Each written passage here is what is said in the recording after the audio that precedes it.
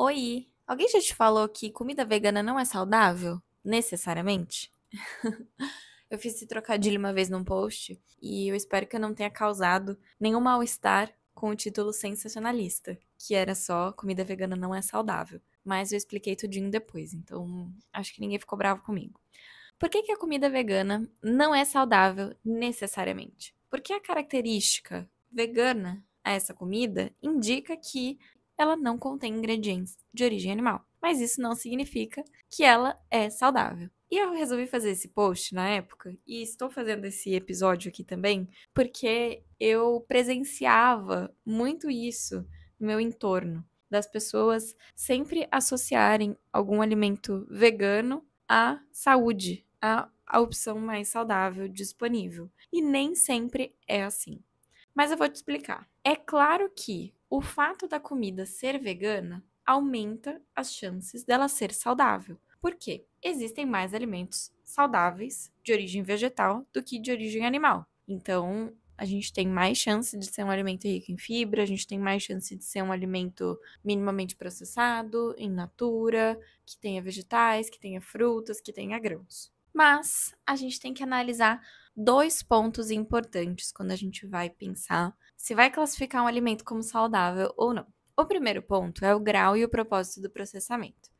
Então, a gente tem que lembrar que o alimento ultraprocessado, que já foi explicado em outro episódio sobre a classificação dos alimentos, ele também pode ser vegano. Aquelas imitações de carnes que utilizam termos como feito de plantas ou plant-based para se identificarem como veganos, também são alimentos ultraprocessados, que têm uma quantidade de gordura saturada grande, têm aditivos químicos e também trazem os mesmos malefícios que produtos ultraprocessados de origem animal.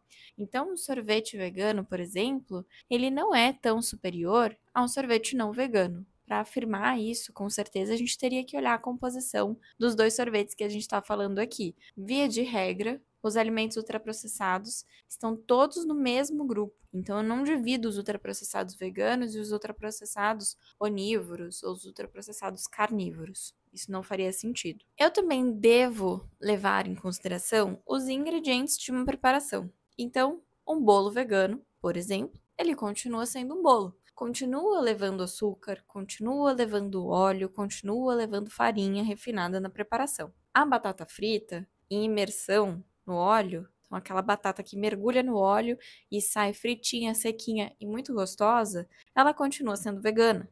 Os doces veganos continuam sendo à base de açúcar refinado e algumas outras fontes de gordura, e por aí vai.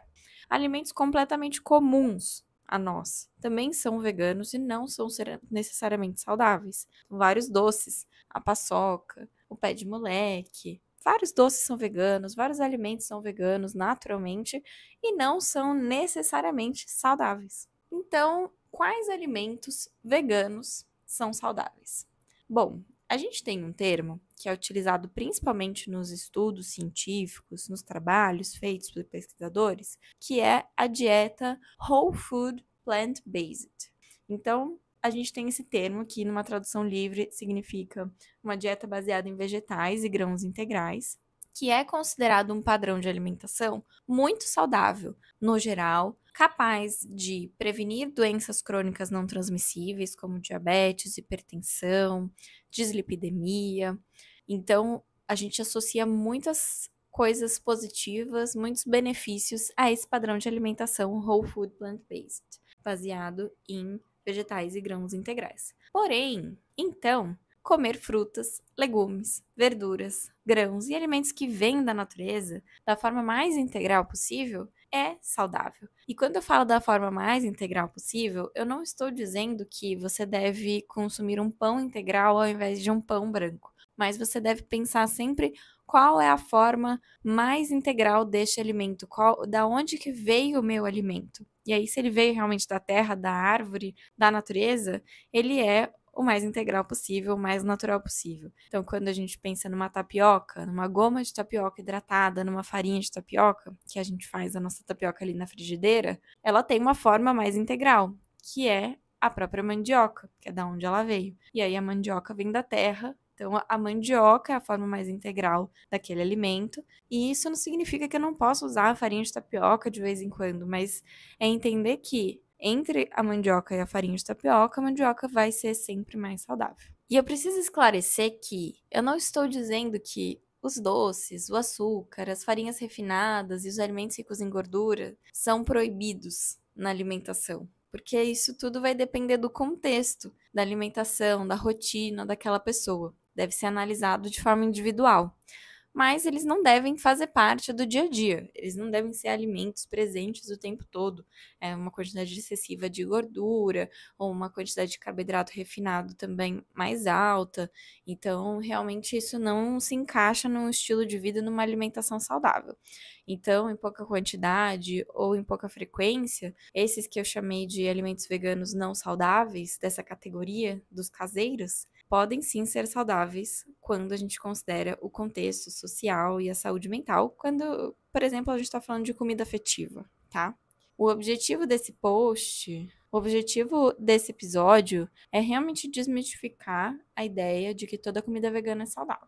Mas, quando a gente pensa naquele outro critério, que seria o grau e o propósito do processamento, aí sim a gente está falando de alimentos que não são considerados saudáveis e que devem ser consumidos numa quantidade mínima. Quanto menos alimentos ultraprocessados você conseguir consumir, melhor vai ser a sua saúde e mais benefícios você vai ter através da sua alimentação.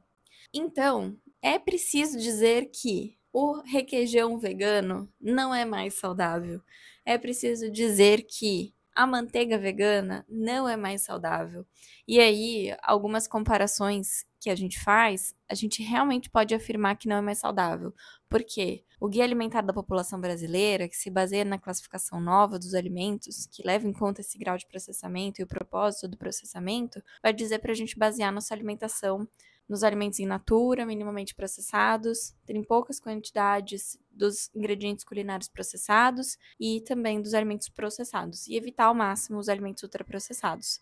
Se a gente compara um leite vegetal que está cheio de aditivos e um leite de vaca, o leite de vaca é um alimento minimamente processado. E o leite vegetal, nessas condições, com muitos aditivos, acaba sendo um alimento ultraprocessado. A manteiga, a mesma coisa. Na manteiga vegetal, normalmente é adicionado um saborizante de manteiga, tem o mesmo cheiro, o mesmo gosto da manteiga, é feita à base de óleo de coco ou óleo de palma. Então, continua sendo um alimento rico em gordura saturada e é um alimento ultraprocessado, sendo que a manteiga em si, manteiga de leite de vaca, vai ser um ingrediente culinário processado, que faz parte do grupo 2 da classificação nova. Então a gente precisa ter muito cuidado quando a gente olha para esse conceito de alimentação vegana, de comida vegana, porque hoje em dia está cada vez mais fácil encontrar os substitutos, encontrar os alimentos ultraprocessados que são veganos. E a nossa alimentação está se tornando menos natural. A gente está comendo cada vez menos alimentos in natura, minimamente processados, que deveriam ser a base da nossa alimentação. E agora um segundo esclarecimento é que não tem problema se você consumir de vez em quando esses alimentos ultraprocessados que são veganos, porque existe uma parcela muito grande das pessoas veganas que decidem ser veganas por causa de ética animal, por causa da própria saúde, por causa do meio ambiente. E isso não tem nada a ver com gostar ou não gostar dos alimentos de origem animal. E muitas vezes os alimentos de origem animal estão envolvidos em memórias e em fases da vida que marcaram a vida daquela pessoa e que trazem essa memória mais afetiva. E é normal você querer sentir aquilo que você sentia quando você consumia aquele tipo de alimento, porque isso faz você lembrar de pessoas, faz você lembrar de ambientes, de momentos da sua vida que foram especiais. Então, existe sim essa parte afetiva dos alimentos ultraprocessados, porque eles vão lembrar o sabor do alimento de origem animal, porém vão ser na versão vegana. Mas é muito importante que você entenda que precisa ser um consumo esporádico e que não deve fazer parte do seu dia a dia simplesmente porque é um alimento vegano. Então, muito cuidado quando você estiver no supermercado, em algum mercado, vendo os rótulos dos alimentos, se um alimento é rotulado como vegano, como plant-based ou como a base de plantas, você precisa, mesmo assim, olhar os ingredientes daquele alimento e analisar a composição junto com a tabela nutricional para decidir se aquele alimento é um alimento ultraprocessado ou não.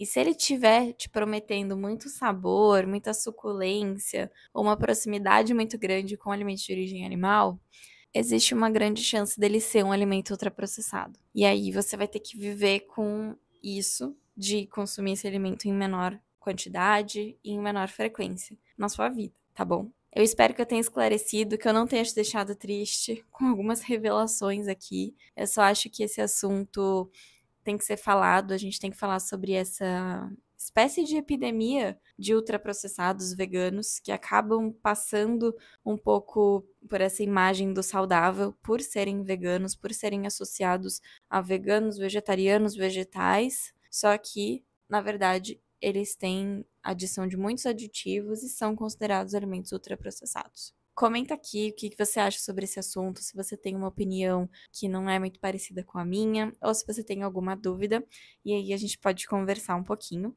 e a gente se vê no próximo episódio.